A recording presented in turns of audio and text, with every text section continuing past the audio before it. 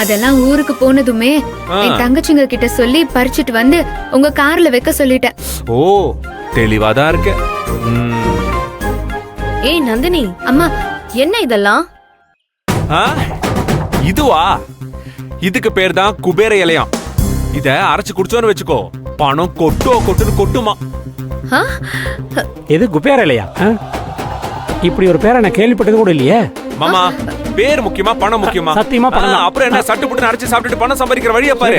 மந்திரி, இந்த இலையை கொஞ்சம் அரைச்சி எல்லாருக்குமே கொடு, நிறைய கொடு. சாப்பிடு, எனக்கு கொஞ்சம் அதிகமா அரைச்சு கொடு. மாமோய், சாப்பிடு, பணம் சம்பாரி. ஏற்கனவே முதுகெலும் முளைஞ்சிருக்கு, போமா.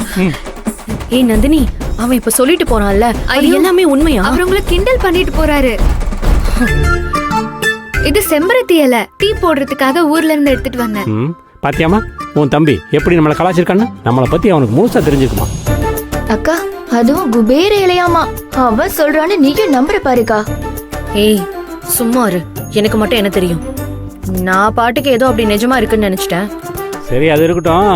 ஏமா நந்தினி, இந்த ஊர்ல இருந்து இலை தலையெல்லாம் பறிச்சுட்டு வந்திருக்கிய, எங்களுக்கு என்னமா கொண்டு வந்திருக்க? ஐயா உங்களுக்கா? ஆமா ஆமா, ஊர்ல அவ என்ன ஜமீன் பரம்பரையா?